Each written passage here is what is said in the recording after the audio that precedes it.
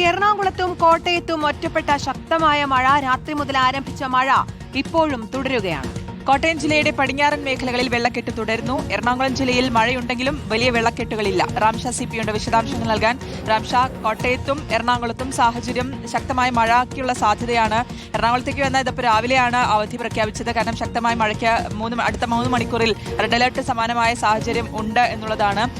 കോട്ടയത്തേക്ക് വന്നാൽ വെള്ളക്കെട്ടടക്കം ഇപ്പോഴും രൂക്ഷമായ സാഹചര്യം. എന്താണ് പൊതുവെ ലഭിക്കുന്ന വിവരം 2 ജില്ലകളുടെയും?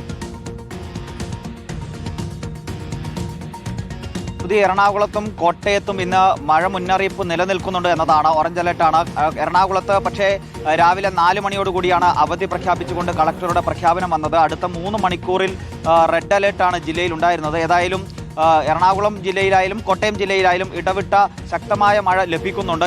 ഇന്നലെ രാത്രി അർദ്ധരാത്രി മുതൽ ആരംഭിച്ച മഴയാണ്. അത് ഇടവിട്ട് ശക്തമായ രീതിയിൽ തന്നെ മഴ പെയ്യുന്നുണ്ട്. പക്ഷേ എവിടെയും കാര്യമായ വെള്ളക്കെട്ടുകൾ എറണാകുളം ജില്ലയെ സംബന്ധിച്ചിടത്തോളം രൂപപ്പെട്ടിട്ടില്ല എന്നതാണ് ആശ്വാസകരമായ ഒരു കാര്യം. കോട്ടയം ജില്ലയിലായാലും മലയോര മേഖലകളിൽ ശക്തമായ മഴ ലഭിക്കുന്നുണ്ട്. പക്ഷേ അനിഷ്ട സംഭവങ്ങൾ എവിടെയും ഇതുവരെ റിപ്പോർട്ട് ചെയ്തിട്ടില്ല. വെള്ളക്കെട്ടും ഉണ്ടായിട്ടില്ല. പക്ഷേ കോട്ടയത്തിന്റെ പടിഞ്ഞാറൻ മേഖലകളിൽ കഴിഞ്ഞ ദിവസങ്ങളിൽ രൂപപ്പെട്ട വെള്ളക്കെട്ട് താഴ്ന്നു തുടങ്ങിയെങ്കിലും ഇപ്പോഴും പൂർണ്ണമായും ഒഴിവായിട്ടില്ല എന്ന് മാത്രമല്ല, പടിഞ്ഞാറൻ മേഖലകളിൽ, താഴ്ന്ന പ്രദേശങ്ങളിലെ പടിഞ്ഞാറൻ മേഖലകളിൽ ഇപ്പോഴും വെള്ളക്കെട്ട് തുടരുകയുമാണ്. ഏതായാലും ഈ മഴ ശക്തമാകുന്ന സാഹചര്യത്തിൽ എറണാകുളത്തായാലും കോട്ടയത്തായാലും അത് ജാഗ്രത വേണം എന്നതാണ് ഏറ്റവും പ്രധാനപ്പെട്ട ഒരു കാര്യം. കോട്ടയം ജില്ലയെ സംബന്ധിച്ചിടത്തോളം മലയോര മേഖലകളിൽ മഴ ശക്തമായാൽ അത് ബാധിക്കാൻ പോകുന്നത് ഈ പടിഞ്ഞാറ് താഴ്ന്ന പ്രദേശത്താണ്, പടിഞ്ഞാറൻ മേഖലകളിലാണ്.